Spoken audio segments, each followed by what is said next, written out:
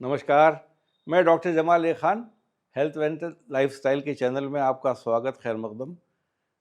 जैसे हर हफ्ते मैं कोशिश करता हूँ आपसे जुड़ने की, इस हफ्ते भी मैंने सोचा कि एक आपको नई चीज़ बताएं, लेकिन आप सुनते रहते हैं पोल्यूशन के बारे में कि ये दिल्ली में ख़ास तौर से या नॉर्थन इंडिया में इतना पोल्यूशन होता है। ये जो हम कहते हैं हमारी हवा इतनी गंदी हो गई, जिसको हम AQI भी बोलते हैं कि साहब इतना ज़्यादा हो गया, रहने की बाहर निकलने की जगह नहीं है, कहीं कहाँ जाएं क्या करें। उसके मुख्य कारण क्या हैं? उसमें हमारा जो सिचुएशन, जोग्राफिकल सिचुएशन है जहाँ हम रहते हैं मुल्क में, ख़ास तौर से नॉर्दर्न इंडिया में, उसमें एक बहुत बड़ा कारण जो है आपको मैं बताऊं, हिमालय भी है हमारा। आप कहेंगे कि ये कैसे हो गया? तो जाड़ों में क्या होता है कि जो हिमालय की दीवार है, जो 2400 किलोमीटर की है और जिसमें 100 पीक्स हैं और 8,000 यानी फीट के ऊपर पहाड़ जा रहा है, एक दीवार की तरह है, बहुत बड़ी दीवार है जो हमारी मुख्य नदियां भी निकालती है। गंगा है, आपकी समझे इंडस है जो पाकिस्तान की तरफ चली गई, ब्रह्मपुत्रा है, ये 3 नदियां मेन हैं जो हमारी निकलती हैं। तो और चट्टानें हैं, लेकिन वो क्या करता है कि वो दीवार जो है वो हवा का प्रकोप रोकती है, यानी एक चैम्बर बना देती है। दिल्ली में अगर आ जाएं तो अरावली हिल्स भी हैं। अरावली रेंज है आपकी 600 किलोमीटर की तकरीबन, जो पूरी चलती रहती है चट्टान। तो इस तरीके से दो तरफ से हम घिरे हुए हैं। और जाड़ों में होता ये है भाई कि जो ठंडी हवा है वो ऊपर जा नहीं पाती, डेंस होती है ठंडी हवा। वो गर्म हवा जो ऊपर जाती जाती है, गर्म होती जाती है, तो वो एक लेयर बन जाती है एक पूरी, और एक तरीके का ये समझिए चैम्बर बन जाता है, बहुत बड़ा चैम्बर। उस चैम्बर में प्रदूषण जो है वो रहता है, पोल्यूशन जिसको बोलें, हिंदी में प्रदूषण बोलें। और वो प्रदूषण जो है वो उसका प्रकोप सबसे ज़्यादा, उसकी तकलीफ जाड़ों में महसूस होती है। चूँकि अगर आप कभी जहाज़ से आएंगे, लोग उड़ते हैं, और जब आप देखेंगे कि जहाज़ ऊपर चल रहा था, हिंदुस्तान में भी आ गया था, तो बिल्कुल साफ दिख रहा था, दूर आसमान दिख रहा था। जैसे वो नीचे उतरना शुरू हुआ, 3,000 फीट पे आया, 3,500 3,000 फीट पे आया, तो देखा कि गुबार शुरू हो गया। वो आपका एक सिस्टम बताता है कि चैम्बर बना हुआ है। उस चैम्बर को बनने की वजह हमारा ज्योग्राफिकल डिस्ट्रीब्यूशन ऑफ लैंड है, जिसको अंग्रेजी में बोलते हैं कि ज़मीन का जो पूरा मापदंड है, और हिमालय और अरावली जो है वो उसको परेशान करता है। तो ये बात बहुत बताना ज़रूरी है हमें कि हमारा खाली जो भी बातें हो रही हैं वो तो है ही हैं। क्रॉप बर्निंग जिसको बोलते हैं कि साहब हरियाणा में, पंजाब में लोगों ने अपनी जो है खेती को ख़त्म करने के लिए जब उपजाऊ फसल निकाल ली, तो चीज़ें जो बच गई उन्हें जला दिया। उनका जो सूट निकल के आता है वो भी हवा के प्रकोप से इधर की तरफ आता है, वो भी एक पोल्यूशन का मापदंड है। व्हीकल्स हमारे दिल्ली में जो हमारी गाड़ियाँ हैं उनकी संख्या कलकत्ता, बम्बई, चेन्नई, कलकत्ता, बम्बई और चेन्नई मिला के सबसे ज़्यादा दिल्ली में है। और हर रोज़ 500-600 गाड़ियाँ जुड़ती हैं, नई लोग ख़रीदते हैं, और वो भी पेट्रोल की होती हैं, डीजल की होती हैं, इलेक्ट्रिक व्हीकल्स नहीं हैं। तो वो भी एक कारण उसका है। फिर हमारा कंस्ट्रक्शन वर्क, अब हम कंस्ट्रक्शन बंद थोड़ी कर देंगे, करते हैं बंद बीच बीच में। तो कंस्ट्रक्शन यानी कि बिल्डिंगों का, इमारतों का ढाना और नई बनाना, वो भी एक प्रदूषण का कारण होता है। तो ये चीज़ें जो हैं, ये मैं आपको मुख्य रूप से एक दायरे में बताना चाहता था, जिसको मैं विस्तार से आगे सुनाता जाऊंगा। आखिर में अच्छी अच्छी बातें भी आएंगी, बंद मत कर दीजिएगा देखते देखते वीडियो मेरा। अच्छा, अब हमारे सवाल ये है कि मेडिकल साइंस में हम क्यों परेशान होते हैं, कि हमारी डॉक्टरी में क्या परेशानी आ रही है। लोग कहते हैं साहब लाइफ कम हो गई, इतने सिगरेट आप पी रहे हैं, ऐसा लग रहा है। सच्ची बात है, अगर हम 50 सिगरेट दिन भर में पिएंगे और दिल्ली में बाहर जाके टहल लेंगे, बराबर है 10 डिबिया सिगरेट की पी गए, 10-10 की, और दिल्ली में जाके घूम लिए। जब प्रदूषण है, क्योंकि जो पार्टिकुलेट मैटर है सिगरेट से जो निकलता है वही धुएं से निकलता है, उसका जो मापदंड है वो 2.5 माइक्रोन के करीब आता है। वो पार्टिकल जो है वो हमारा जो नेचुरल प्रोटेक्टिव मैकेनिज्म होते हैं, हमारे हवा जब हम अंदर लेते हैं शरीर में, नाक से और मुंह से, उसमें म्यूकस मेम्ब्रेन होती है, गीलापन होता है। आपने सुना होगा, मुंह के अंदर हमें पता ही है गीलापन है, तो वो गीलेपन में पार्टिकल रुक जाते हैं। नाक में भी गीलापन होता है, और बाल भी होते हैं नाक के अंदर, और अंदर जाते जाते म्यूकस मेम्ब्रेन फेफड़ों में जाती है, वहाँ भी रुक जाता है। तो बहुत सी चीज़ें रुक जाती हैं। लेकिन ये 2.5 माइक्रोन इसके छोटे से साइज जो होते हैं, ये साइज जो हैं ये सीधे हमारे फेफड़े के अंदर चले जाते हैं, इनकी रुकावट बिल्कुल नहीं होती। ये जैसे फेफड़े में जाएंगे, म्यूकस मेम्ब्रेन में जाएंगे, ब्लड स्ट्रीम में जा सकते हैं, ब्लड स्ट्रीम में जाते हैं, खून की नली में चले जाते हैं।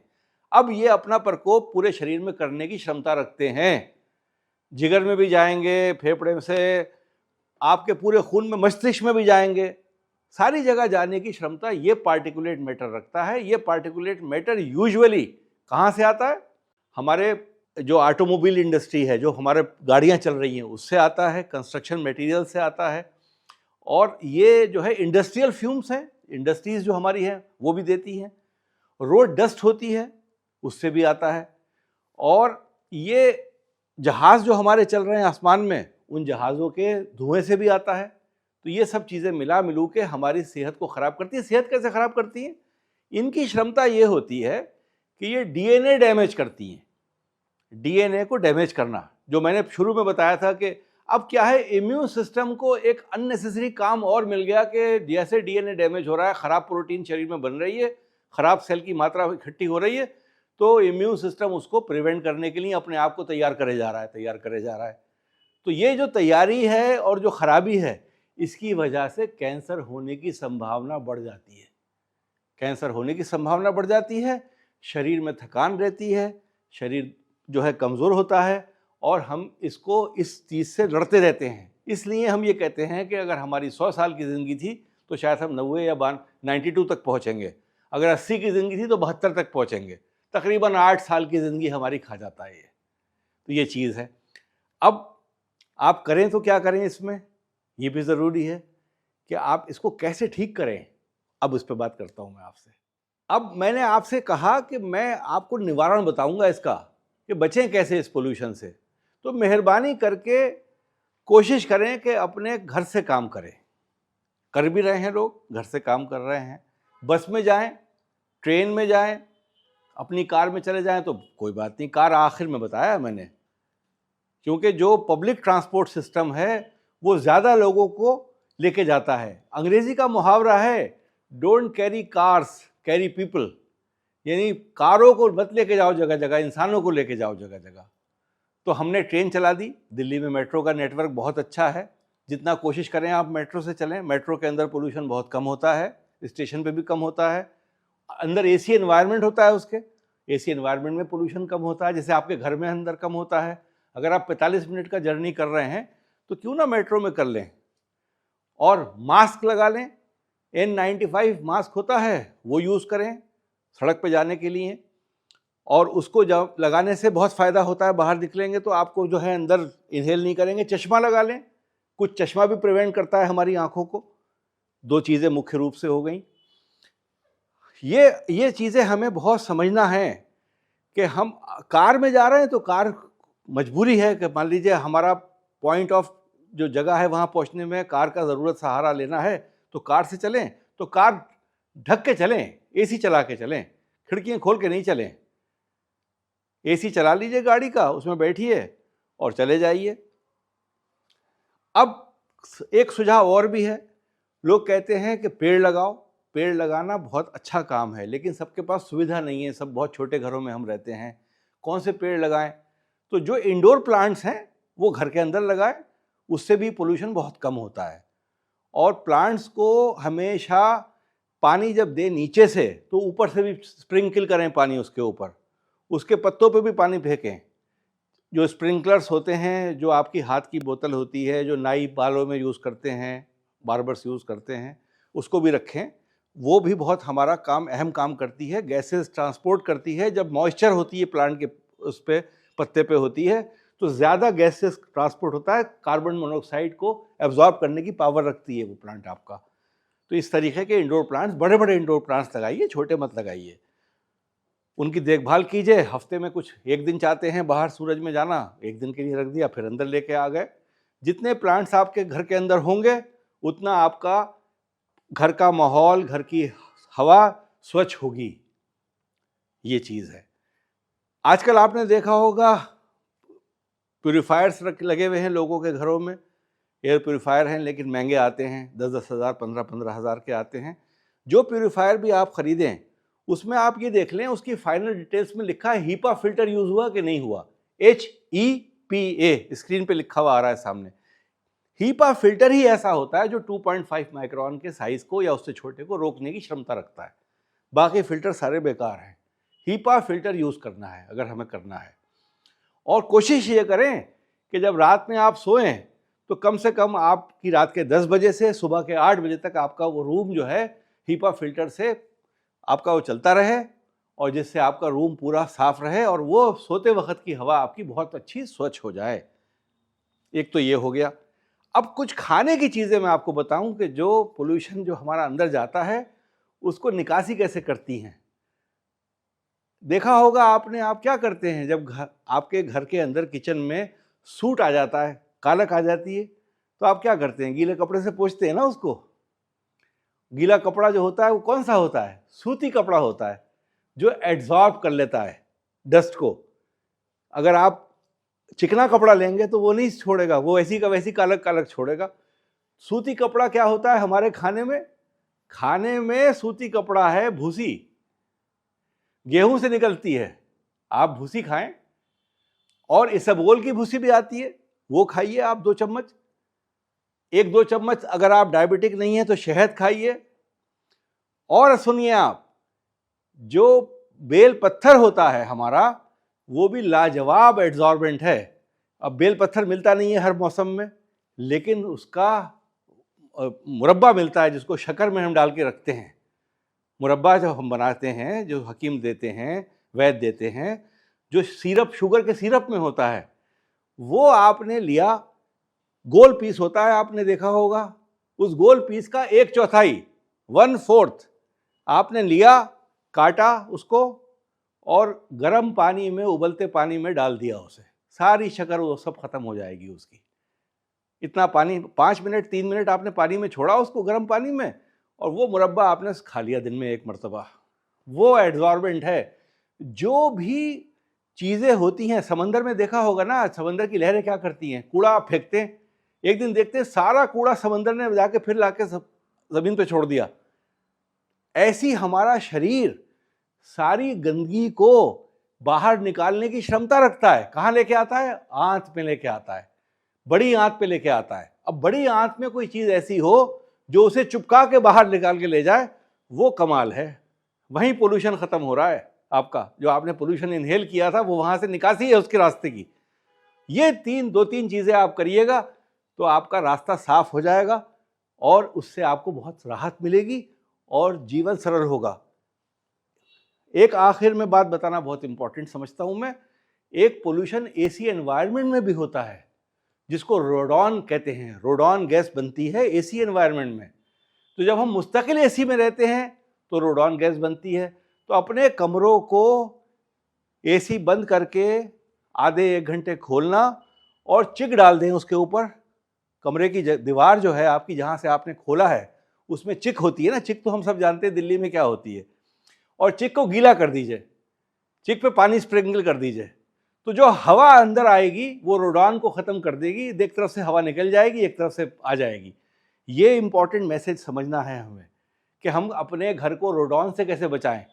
और जब आप बाहर चले जाएं उस बीच में और आप अपना मास्क लगा लें, मास्क लगा के आप थोड़ा बहुत बाहर चहलकदमी कर लें, लौट के आएँ, फिर अपना एसी चला दें, रोडॉन गैस निकल जाएगी। रोडॉन गैस का मतलब ही ये होता है कि एसी चलते चलते 12 घंटे 10 घंटे में बहुत बन जाती है। उसे निकाल दीजिए। वो साइलेंट किलर है। वो ना उसमें स्मेल होती है, ना उसको आपको महसूस होता है कि आप कर रहे हैं, लेकिन वो ऑक्सीजन को रिप्लेस करती है। ऑक्सीजन के साथ रोडॉन भी अंदर जाना शुरू हो जाती है। रोडॉन भी कैंसर कॉजिंग होती है। तो मैंने ये बातें मुख्य रूप से आपको समझाई हैं। पोल्यूशन पे बहुत से वीडियोस हैं, सब लोग बनाते हैं। मैंने सोचा मेडिकल का एंगल दे दूं आपको, मेडिकल के बारे में बात समझा दूं, आपकी डाइट्स के बारे में बता दूं कि आप डाइट्स में क्या क्या चीज़ें ले सकते हैं। और चीज़ें पढ़िए, मुताला कीजिए। और भगवान ने हर चीज़ की निकासी रखी है, हर चीज़ का रास्ता दिया है। वही कौमें सुधरती हैं जो सुधरना चाहती हैं। कौम को सुधरने के लिए God help those who help themselves, अंग्रेजी का मुहावरा है। भगवान उन्हीं का भला करता है जो भला करना चाहते हैं अपना। ये सब बातें हमारे लिए ज़रूरी हैं और आप पोल्यूशन से रहित रहेंगे। अगर हमें आगे रास्ते ढूंढना है तो वो सरकारों का काम है कि क्या रास्ते ढूंढें। उसमें बहुत सी चीज़ें ऐसी हैं कि जो बिल्डिंग मटेरियल्स हम यूज़ कर रहे हैं, जब कंस्ट्रक्शन साइट हम काम कर रहे हैं, अगर उस पर भी हम पानी की बौछार कर देते हैं तो धूल नहीं उड़ती है। पानी वहाँ डालना ज़रूरी है। हमारी गाड़ियाँ जितनी भी इलेक्ट्रिक कार्स हो जाएं उतना ही अच्छा है हमारे मुल्क के लिए। चीन में हुआ था, न्यूयॉर्क में भी हुआ था, लंदन में भी था ये किस्सा। सन 50-60 में लंदन में था, न्यूयॉर्क में सन 70 में था, चीन में 25 साल पहले तक था। स्मॉग जिसको कहते थे, बेइंतहा ख़राब हवा, उन सब ने दूर कर दी। अब हमारा नंबर है, हम भी इसको दूर करके दिखाएंगे। इन सब बातों को करेंगे तो हम जो है बहुत अच्छी ज़िंदगी गुजारेंगे। आज भी अच्छी ज़िंदगी गुजार रहे हैं, ऐसी कोई बुरी बात नहीं है। तो खाली हम अपने सरकार को ये कहें कि भाई ये पोल्यूशन क्यों हो रहा है, क्यों नहीं हो रहा, इसके कहने से कुछ नहीं होगा। इसमें 2-3 चीज़ों का मैंने वजह बताई।